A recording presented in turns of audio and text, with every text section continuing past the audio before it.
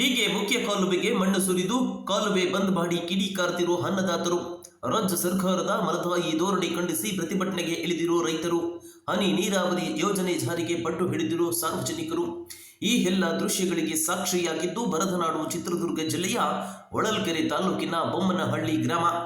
ಹೌದು, ಭದ್ರಾ ಮೇಲ್ದಂಡೆ ಯೋಜನೆ ಜಾರಿಗೆ ಚಿತ್ರದುರ್ಗ ಜಿಲ್ಲೆಯ ಅನ್ನದಾತರು 16 ದಶಕಗಳಿಂದ ಹೋರಾಟ ಮಾಡ್ತಾನೆ ಬಂದಿದ್ದಾರೆ. ಆದರೆ ಬರದ ನಾಡಿಗೆ ಭದ್ರೆ ಮಾತ್ರ ಇದುವರೆಗೂ ಕೂಡ ಅರಿದು ಬಂದಿಲ್ಲ. ಈ ನಡುವೆ ಹೊಳಲ್ಕೆರೆ ತಾಲೂಕಿನ ರೈತರಿಗೆ ಹೊಸದೊಂದು ಸಮಸ್ಯೆ ಎದುರಾಗಿದೆ. ಏಳಿ ಕೇಳಿ ಹೊಳಲ್ಕೆರೆ ಭಾಗದಲ್ಲಿ ಅಡಿಕೆ ಬೆಳೆ ಅತಿ ಹೆಚ್ಚಾಗಿ ಬೆಳೆಯುತ್ತಾರೆ. ಆದರೆ ಅಪ್ಪರ್ ಭದ್ರಾ ಯೋಜನೆಯಲ್ಲಿ ಈಗಾಗಲೇ 0.25 TMC ನೀರು ಹಂಚಿಕೆ ಮಾಡಲಾಗಿದ್ದು, ಈ ಮೂಲಕ ತಾಲೂಕಿನ ಕೆರೆಗಳ ಭರ್ತಿಗೆ ಸರ್ಕಾರ ಯೋಜನೆ ರೂಪಿಸಿತ್ತು.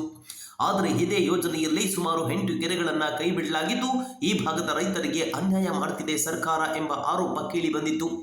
ಅಷ್ಟೇ ಅಲ್ಲದೆ ರಾಜ್ಯ ಸರ್ಕಾರ KC ರೆಡ್ಡಿ ಆಯೋಗದ ವರದಿ ಜಾರಿಗೆ ಮುಂದಾಗಿದ್ದು, ಇದು ಹೊಳಲ್ಕೆರೆ ಭಾಗದ ಅನ್ನದಾತರ ಪಾಲಿಗೆ ಮರಣ ಶಾಸನವಾಗಲಿದೆ ಅನ್ನೋ ಆರೋಪ ಕೂಡ ಕೇಳಿ ಬಂದಿದೆ. ಇಡೀ ಹೊಳಲ್ಕೆರೆ ಭಾಗದ ರೈತರ ಈಗ ಜಮೀನುಗಳಿಗೆ ಹನಿ ನೀರಾವರಿ ಯೋಜನೆ ಕೈಬಿಡಲಾಗಿದ್ದು, ಸರ್ಕಾರ ಇದೊಂದು ಮಲತಾಯಿ ಧೋರಣೆಯನ್ನ ಅನುಸರಿಸುತ್ತಿದೆ ಎಂದು ರೈತರು ಆರೋಪಿಸುತ್ತಿದ್ದಾರೆ. ಏಳಿ ಕೇಳಿ ಇದು ಬರದನಾಡು ಎಲ್ಲ ಗೊತ್ತಿದೆ. ಉತ್ತರ ಕರ್ನಾಟಕಕ್ಕೆ ನೀರಿನ ಸೆಲೆಗಳಿದೆ, ನದಿಗಳಿದೆ. ದಕ್ಷಿಣ ಕರ್ನಾಟಕದಲ್ಲಂತೂ ಹೇಳೋದೇ ಬೇಡ. ನಾವು ಮಧ್ಯ ಕರ್ನಾಟಕದವ್ರಿಗೆ ಯಾವ ನದಿಗಳು ಇಲ್ಲ, ನೀರಿನ ಸೆಲೆನೂ ಇಲ್ಲ. ಇರೋದು ಒಂದೇ ಒಂದು ವಾಣಿವಿಲಾಸ ಸಾಗರ. ಅದೆಷ್ಟು ಜನಕ್ಕಾಗುತ್ತೆ? ಹಿರಿಯೂರು ತಾಲೂಕಲ್ಲಿ ಒಂದಷ್ಟಕ್ಕೆ ಬಿಟ್ಟರೆ ಸೀದಾ ಆಂಧ್ರಕ್ಕೆ ಹೋಗುತ್ತೆ. ಇಂಥದ್ರಲ್ಲಿ ನಾವು ಕೇಳ್ತಾ ಇದ್ದೀವಿ, ಈ KC ರೆಡ್ಡಿ ವರದಿನ ಅನುಷ್ಠಾನಕ್ಕೆ ತಂದಿದ್ದಾರೆ. ಮೊದಲು ಪರಮಶಿವಯ್ಯರ ವರದಿ ಆಗಿದ್ದರೆ ನಮಗೆಲ್ಲ ಅನುಕೂಲ ಆಗಿರೋದು. KC ರೆಡ್ಡಿ ವರದಿಯಲ್ಲಿ ಎಷ್ಟಿಟ್ಟಿದ್ದಾರೆ ನೀರು? ಬರೀ 0.5 TMC ಇತ್ತು. ಈಗ ಅಡಿಷನಲ್ ಆಗಿ 0.25 ಹಾಕಿದ್ದಾರೆ. ಇದು ಏನಕ್ಕೂ ಸಾಲಲ್ಲ. ಹಿಂಗಾಗಿ ನಮಗೆ ನೀರು ಬೇಕೇ ಬೇಕು. ಇದನ್ನೇನಾದರೂ ಇವರು ನಮಗೆ DPR ಮಾಡಿ ಏನು ಮಾಡ್ತಾರೋ ನಮಗೆ ಗೊತ್ತಿಲ್ಲ. ನಮಗೆ ನೀರು ಕೊಟ್ಟರೆ ನಮಗೆ ನಮ್ಮ ಮಕ್ಕಳು ಮರಿ ಮೊಮ್ಮಕ್ಕಳಿಗೆ ಅನುಕೂಲ ಆಗುತ್ತೆ.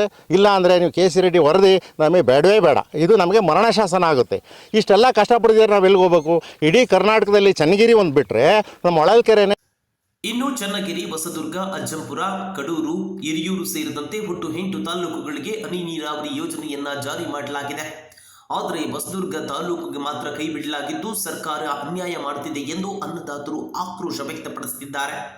ಅಷ್ಟೇ ಅಲ್ಲದೆ ಈಗಾಗಲೇ ಸರ್ಕಾರದ ಅನ್ಯಾಯವನ್ನ ಖಂಡಿಸಿ ಹೊಳಲ್ಕೆರೆ ತಾಲೂಕಿನ ಬೊಮ್ಮನಹಳ್ಳಿ ಸಮೀಪದ ಮುಖ್ಯ ಕಾಲುವೆಗೆ ಮಣ್ಣು ಸುರಿದು ಅನ್ನದಾತರು ಸರ್ಕಾರದ ವಿರುದ್ಧ ಆಕ್ರೋಶ ವ್ಯಕ್ತಪಡಿಸಿದ್ದಾರೆ. ಅಷ್ಟೇ ಅಲ್ಲದೆ ಮುಖ್ಯ ಕಾಲುವೆ ಮೇಲ್ಭಾಗದಲ್ಲಿಯೇ ಬೃಹತ್ ಸಮಾವೇಶವನ್ನು ನಡೆಸುವ ಮೂಲಕವಾಗಿ ಹನಿ ನೀರಾವರಿ ಯೋಜನೆಗೆ ರೈತರು ಪಟ್ಟು ಹಿಡಿದಿದ್ದಾರೆ. ಭದ್ರಾ ಮೇಲ್ದಂಡೆ ಯೋಜನೆಯ ಕೆಳಗೆ 12 ತಾಲೂಕುಗಳಲ್ಲಿ ಹೊಳಲ್ಕೆರೆ ತಾಲೂಕಿಗೆ ಡ್ರಿಪ್ ಇರಿಗೇಷನ್ನ ಸಂಪೂರ್ಣ ಕೈಬಿಟ್ಟಿದ್ದಾರೆ. ಅದರ ಪರಿಣಾಮ ಏನಾಗಿದೆ ಅಂದರೆ 12 ತಾಲೂಕಲ್ಲಿ ಹೆಚ್ಚು ನೀರು ಬೇಕಾಗಿರೋದು ಹೊಳಲ್ಕೆರೆಗೆ. ಹೆಚ್ಚು ತೋಟಗಾರಿಕೆ ಬೆಳೆಗಳಿರೋದು, ಅಡಿಕೆ ತೋಟಗಳಿರೋದು ಹೊಳಲ್ಕೆರೆ ತಾಲೂಕಲ್ಲಿ. ಮತ್ತು ನೀರು ಜಾಸ್ತಿ ಕೇಳುವಂತಹ ಭೂಮಿ ಗುಣನೂ ಕೂಡ ಹೌದು.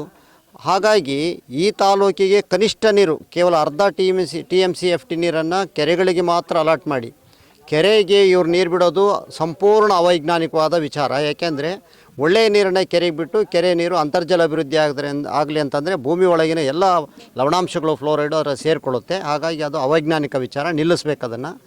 ಹಾಗಾಗಿ ಈ ತಾಲೂಕಿಗೆ ಸಂಪೂರ್ಣವಾಗಿ ಕೆರೆಯ ತೂಬುಗಳನ್ನು ಓಪನ್ ಮಾಡಿ ಕೆರೆಯ ಅಚ್ಚುಕಟ್ಟುದಾರಿ ನೀರು ಕೊಡಬೇಕು.